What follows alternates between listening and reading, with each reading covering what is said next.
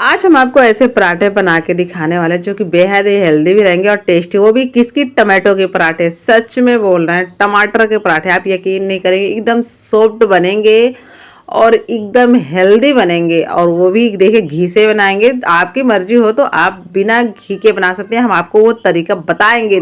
बहुत ही अच्छे और बहुत ही स्वादिष्ट। सच में बोल रहा है, एक बार बनाएंगे ना, जिंदगी भर उसका स्वाद ही नहीं भूलेंगे। इतना अमेजिंग बनते हैं और इतने स्वादिष्ट, इतने टेस्टी, क्या बताएं। एक बार बस बनाइएगा, फिर देखिएगा आने जाने वाले, खाने वाले रिश्तेदार, जान पहचान की जो भी कभी खाएगा ना, आपकी वो तारीफ करते नहीं थकेगा। ये मैं गारंटी के साथ बोल रही हूँ।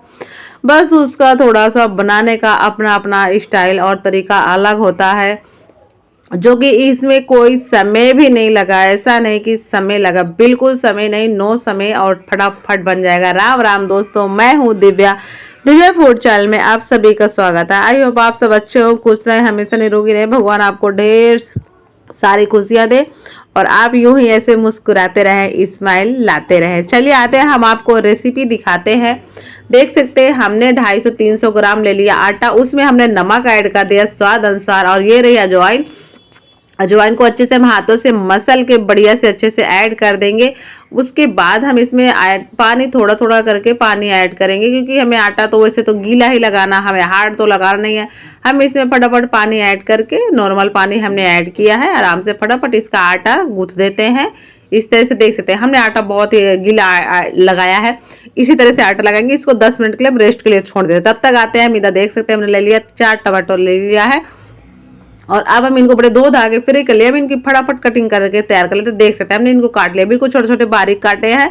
इस कद्दूकस नहीं करना है। हमने तेल ऐड कर दिया 2-3 चम्मच। इसमें जीरा भी ऐड कर दिया हमने, सौंफ भी ऐड कर दिया है, और इसमें हमने वो अजवाइन ऐड कर दिया, अजवाइन भी ऐड कर दिया है। और ये जीरा, लहसुन और अदरक का पेस्ट है। अजवाइन हमने इसलिए ऐड किया इसमें ताकि हमारे बॉडी के लिए जो गैस वगैरह बनती है ये ना बने, तो हमारे बॉडी के लिए फायदा करे। और इसमें हमने उसको थोड़ा सा फ्राई करने के बाद हमने इसमें प्याज, बारीक कटा हुआ प्याज ऐड कर दिया है। प्याज हमारा बिल्कुल बारीक कटा हुआ, छोटा छोटा सा। तो इसमें आप एक चीज का ध्यान रखना, इसमें हमें बारीक चीजें ही ऐड करनी है, छोटी छोटी। और ये हमने मिर्ची, तीखी हरी मिर्ची बारीक कटी हुई, हमने उसको भी इसी में ऐड कर दिया। तो हम इसको भी अच्छे से थोड़ा फ्राई कर लेते हैं। देख सकते हैं हमारी प्याज काफ़ी हद तक पक गई है, तो मिर्ची को भी हम थोड़ा सा अच्छे से पका लेते हैं। पकाने के बाद ही ऐड करेंगे। हमने इसमें हल्दी पाउडर ऐड कर दिया, धनिया पाउडर ऐड कर दिया, मिर्ची पाउडर ऐड कर दिया, थोड़ी और धनिया ऐड कर देते हैं, 1 चम्मच 2 चम्मच धनिया ऐड कर दिया, गरम मसाला ऐड कर दिया, घर का बना हुआ है।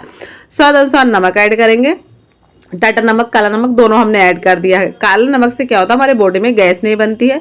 टाटा नमक थोड़ा स्वाद के लिए अच्छा होता है। तो देख सकते हैं ये रहे हमारे टमाटो की बारी आ गई। हम इसमें टमाटो इस तरह से ऐड करेंगे ताकि जो इसका पानी है वो इसी कटोरे में रह जाएगा। इस तरह से हमने टमाटो ऐड कर दिए इसमें। हमने इसमें पानी टमाटो का जाने नहीं दिया, जो भी पानी इसमें इसके अंदर होगा वही होगा, परंतु जो कटोरे में पानी था वो हमने जाने दिया। तो अब हमें इसको थोड़ा सा अच्छे से मिक्स करना है, मिक्स करने हैं।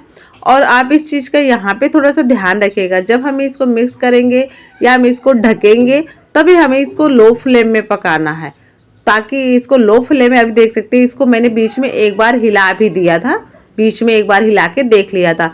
तो ये अब काफ़ी हद तक क्या, टमाटो हमारे बहुत ही अच्छे से गल गए, पक गए। तो देख सकते हैं अब मैंने उसको खोलने के बाद मैंने गैस का फ्लेम हाई कर दिया है।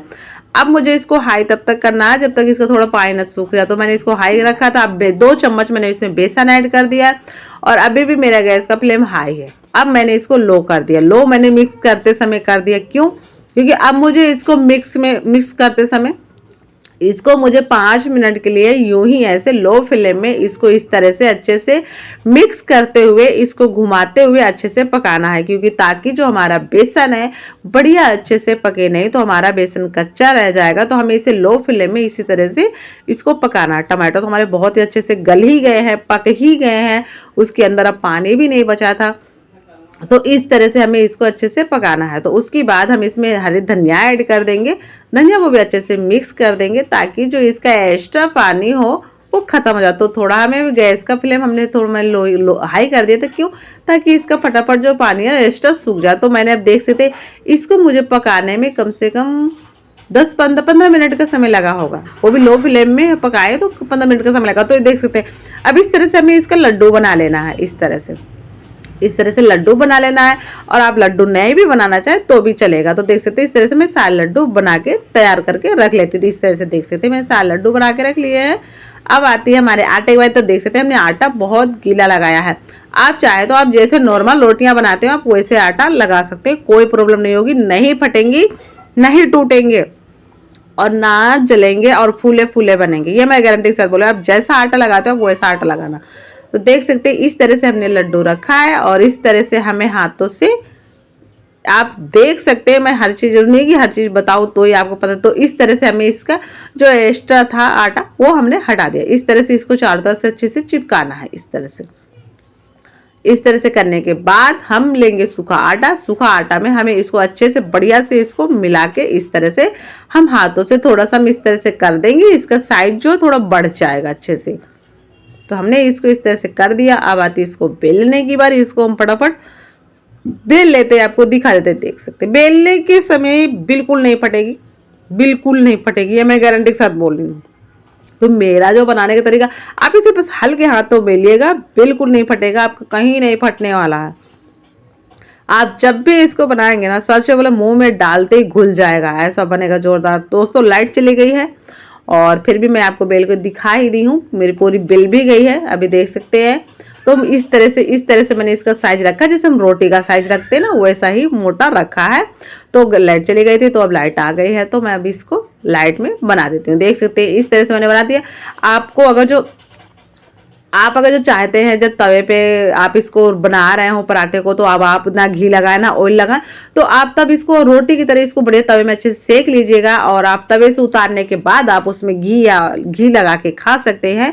भाई जिसको हेल्थ के हिसाब से वो नहीं ऐसे खाना चाहते तो वो बाद में खा सकता है। तो मैंने उसको उसी तवे में घी भी लगा के फ्राई कर लिया था। देख सकते हैं दोस्तों, अब मैंने इसको तोड़ ताड़ के आपको दिखा दिए हैं। कितना प्यारा और कितना सॉफ्ट है यार, ये सच में बोला है, मुंह में जाते ही घुलेगा कि नहीं भूलेगा। अब आपको वीडियो मेरी अच्छी लगे तो चैनल को सब्सक्राइब करिएगा, कमेंट करिएगा, लाइक करिएगा वीडियो को, और चैनल को जरूर सब्सक्राइब